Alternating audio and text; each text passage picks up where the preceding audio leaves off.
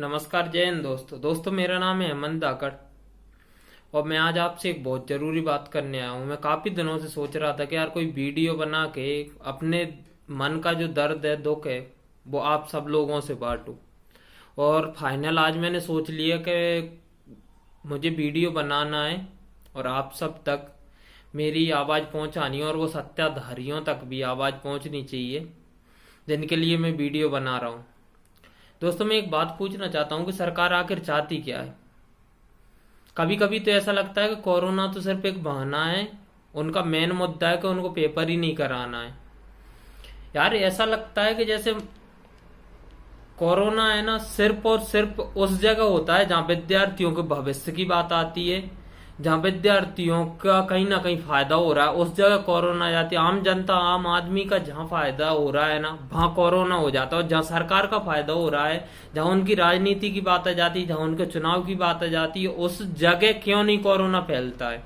और अगर परीक्षा रद्द कराने का मेन कारण कोरोना है तो चुनाव क्यों नहीं रद्द कराए जा रहे हैं। चुनाव तो वही डेट, वही टाइम और बीच कोरोना के बीचों बीच चलाए जा रहे हैं। कि कोरोना इनके दामाद लगता है सरकार का, जो कॉल करके मना कर दिया कि नहीं अभी तुझे नहीं आना है, जब हमारा चुनाव हो जाए उसके बाद तू लोगों को पॉजिटिव या रोगी बनाने के लिए आ सकता है। यार सरकार हमारी और हम जैसे विद्यार्थियों की मजबूरियों को कब समझेगी। आखिर कब तक ऐसा चलता रहेगा। यार विद्यार्थियों की मजबूरियां, उनके माँ बाप की मजबूरियां ये लोग नहीं समझ सकते हैं, क्योंकि इनकी तो खुद की फैमिली ने, हमने हमारे देश की सत्ता एक ऐसे व्यक्ति के हाथ में सौंप रखी है जिसने कभी खुद की फैमिली को नहीं चलाया। तो वो कैसे हमारी फैमिली का, हमारा दुख समझेगा। यार 4 साल 6 साल में कभी तो वैकेंसियां निकाली जाती हैं, वो भी ऊंट के मुंह में जीरे के बराबर, और उनके भी पेपर टाइम से नहीं कराए जा रहे हैं। आखिर हमें क्यों बोला जाता है कि युवा देश का भविष्य है, जब देश का भविष्य को आपने, विद्यार्थी को आपने राजनीति का मोहरा बना लिया, अपने हाथ की कठपुतली बना के रखा है, पूरी आम जनता को आपने कठपुतली बना के रखा है। जब मन चाहे जो करे जा रहे हैं, जब जो मन चाहे बोल दिया, जो नियम लागू कर दिया। मतलब कुल मिला के इनडायरेक्ट तरीके से तानाशाही चल रही है सरकार की। आखिर यार हमारी भी तो कुछ मजबूरियां, हमारी फैमिली की भी मजबूरियां होती हैं। वो जैसे तैसे करके बच्चों को बाहर भेजते हैं कि तैयारी करेगा, को अच्छा भविष्य बनाएगा, परिवार का स्तर सुधरेगा, इससे कहीं ना कहीं हमारा नाम रोशन होगा, हमें आगे की दिक्कतों का सामना नहीं करना पड़ेगा। और कैसे भी करके वो 1 साल 2 साल का खर्चा मेंटेन करके घर परिवार की जो जरूरतें हैं उनको मतलब कम कर लेते हैं वो लोग, ताकि उसके बच्चे को वो पढ़ा सकें, उसकी फीस भर सकें, उसका खर्चा उठा सकें।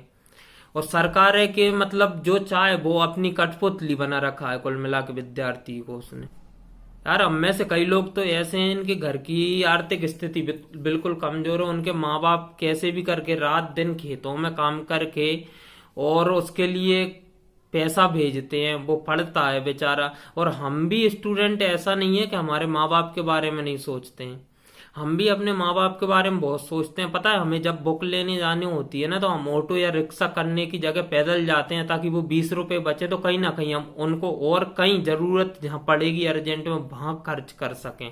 और हम में से कई भाई या बहनें ऐसे हैं जो पार्ट टाइम जॉब कर रहे हैं और साथ में अपनी पढ़ाई भी कर रहे हैं। और सरकार है कि उनकी सालों की मेहनत या उसके समय का कोई मतलब वैल्यू ही नहीं है उनके सामने। जो अपना मन करा वो मुंह उठा के बोल दिया, वो ही नियम लागू हो गया, वो ही पूरा प्रशासन उसका कठपुतली तो है ही सही, वो उनके दिखाए हुए रास्ते पे चलते हैं। वो उनके अंदर भी भावनाएं पूरी तरीके से खत्म हो चुकी हैं। जब रोड पे बिना मास्क के कोई भी दिख जाए तो स्पॉट फाइन लग जाएगा। और कल मैंने एक वीडियो देखी जो मोदी जी ने अपनी खुद के इंस्टाग्राम पेज पे अपलोड करी है। आप भी उस वीडियो को देख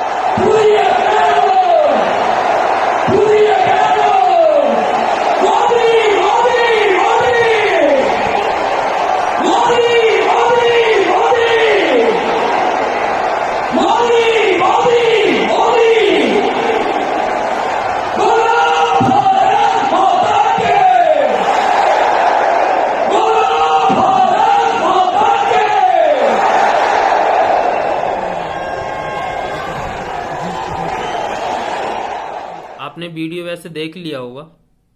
तो इसमें देखो कहाँ गाइडलाइन कहाँ फॉलो हो रही है, कौन सी कोरोना गाइडलाइन फॉलो, कौन सी सोशल डिस्टेंसिंग यहाँ रखी गई है, कौन से मास्क, कौन गारंटी देगा कि यहाँ सबके पास मास्क है। अगर मास्क ही कोरोना का एक उपचार है, 6 फुट की दूरी रखना एक उपचार है, या फिर वैक्सीन लग जाना उपचार है, तो फिर लॉकडाउन और कर्फ्यू जैसी स्थिति क्यों आ रही है यार? आखिर क्यों विद्यार्थी के भविष्य के साथ खिलवाड़ किया जा रहा है यार? समझ नहीं आता कि कभी कभी तो लगता है कि पढ़ाई लिखाई छोड़ो, एक तो यार कोई प्राइवेट जॉब भी नहीं कर सकता, क्योंकि एक 7,000 वेतन देने वाली कंपनी भी 900 रुपये पर मंथ का पीएफ काट लेती है। मात्र 7,000 उस बंदे की सैलरी है जो एक महीने में उसने 10 घंटे काम करके कमाई, उसमें से 900 रुपये पीएफ। मतलब वो जो मन चाहे जो प्राइवेट कंपनियां हैं वो अपनी मनमानी कर रही हैं, तो कोई प्राइवेट जॉब भी नहीं कर सकता। सरकार है तो गवर्नमेंट जॉब दे नहीं रही है, गवर्नमेंट जॉब दे रही है तो टाइम पे ना तो पेपर ले रही है ना ज्वाइनिंग दे रही है। जैसे तैसे करके विद्यार्थी पूरी मेहनत करके 5-7 साल अपने रात और दिन करके मेहनत करता है, उसके बाद वो जैसे तैसे सिलेक्शन ले भी लेता है, तो लास्ट में परिणाम निकलता क्या है? या तो उसकी परीक्षा में फर्जीवाड़ा हो जाता है, या फिर उसका जो परिणाम है वो ही कैंसिल कर दिया है, रिजल्ट ही कैंसिल कर दिया जाता है, बोल दिया जाता है परीक्षा रद्द कर दी गई है। अरे जब परीक्षा ही रद्द करनी हो तो कोई ऐसी कंपनी, ऐसी संस्था से पेपर दिलाओ ना जो विश्वसनीय हो। ऐसी संस्था से क्यों पेपर दिलवा रहे हो तुम, जिसको कई राज्यों ने बैन कर रखा है?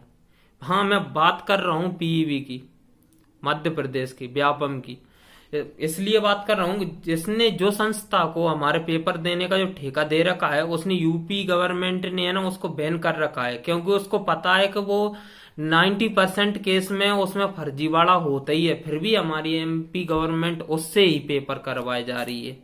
यार उस बच्चे के बारे में भी सोचो, इसने 7 साल रात दिन मेहनत करके जैसे तैसे पेपर में सिलेक्शन लिया, और आपने सिर्फ रिजल्ट के वक्त उसको बोल दिया कि परीक्षा रद्द कर दी गई है, परिणाम रद्द कर दिए गए हैं, तो उसके दिल पे क्या गुजरी होगी?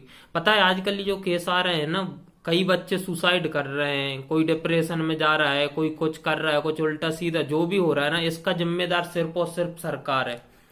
हाँ, मैं अपने खुद के विचार बता रहा हूं कि मैं किसी रिश्तेदार या फैमिली वाले को या किसी भी आलोचक को इस जिम्मेदारी का जिम्मेदार नहीं मानता हूं। ये सब उल्टे सीधे कदम जो विद्यार्थी उठा रहे हैं, इसका मैं उनको बिल्कुल भी जिम्मेदार नहीं मानता हूं। इनका जिम्मेदार कहीं ना कहीं पूरी तरीके से सरकार है। सरकार ये सब करवा रही है। यार सोचो ना, वो बंदे ने 7 साल अपना कीमती समय रात दिन करके, खाना पीना तक की उसने टाइम पे नहीं करा है। वो बंदे के दिल पे क्या गुजरी होगी जब आपने बोला कि परीक्षा रद्द कर दी गई है? उसके दिल में एक उम्मीद जागी थी, उसके परिवार के दिल में एक उम्मीद जागी थी कि चलो बच्चे को जिस काम से भेजा था उसने वो करा है, उसने सिलेक्शन ले लिया और हमारी दिक्कतें खत्म हो गई हैं। पर सरकार को क्या लगा, सिर्फ 2 मिनट बोलने में कि परीक्षा रद्द कर दी गई। पर शायद सरकार ये चीज भूल गई है कि अगर हम सरकार चुनने या बनाने का अधिकार रखते हैं ना, तो धराशायी करने का अधिकार भी रखते हैं। अगर हम अपनी, जैसे सरकार तानाशाही कर रही है, ऐसे हम अगर आंदोलन पे हमारी तानाशाही पे होता रहा है ना, तो जो मंत्री या मुख्यमंत्री या प्रधानमंत्री जो भी जनता के सामने जाके ऐसे हाथे लाता है ना, वो हाथों में एक दिन ना तो राजनीति रहेगी, ना सत्ता रहेगी और ना पावर रहेगी, और एक दिन वो हाथ पूरे तरीके से खाली होकर रह जाएंगे। उस दिन सरकार को समझ में आएगा कि तानाशाही करने का मतलब होता क्या है। यार जो मन में आ रहा है वो करे जा रहे हैं, कुछ भी, कोई भी आवाज उठाने के लिए तैयार नहीं है। अरे आवाज उठाए कैसे? कोई अकेले के कुछ करने से कोई परिवर्तन नहीं होने वाला है। अकेला चना कब तक भाड़ फोड़ेगा यार, आप भी जानते हो। और मैंने ये वीडियो सिर्फ इसलिए बनाया है, ये मेरे और आप तक ही सीमित नहीं रहना चाहिए। ये वीडियो उन सत्ताधारियों तक भी पहुंचना चाहिए, उनको भी पता लगना चाहिए कि विद्यार्थी का दुख होता क्या है, क्यों आखिर विद्यार्थी के भविष्य को राजनीति का मोहरा बनाया जा रहा है, क्यों विद्यार्थी को कठपुतली बनाया जा रहा है।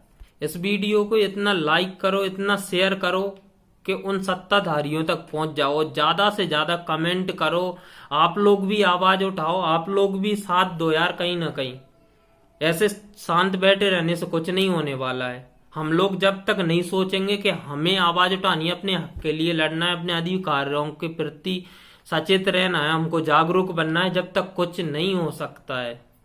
आप लोग भी कहीं ना कहीं सरकार को बोलिए, आवाज उठाइए, किसी भी माध्यम से उठाइए यार। सोशल मीडिया आजकल एक ऐसा माध्यम है जिसको मिनटों में करोड़ों लोगों तक अपनी आवाज को पहुंचाया जा सकता है। तो आप भी कहीं कैसे भी करके, जैसे आपको उचित लगे वैसे आवाज उठाइए, पर उठाइए जरूर। धन्यवाद। जय हिंद, जय भारत।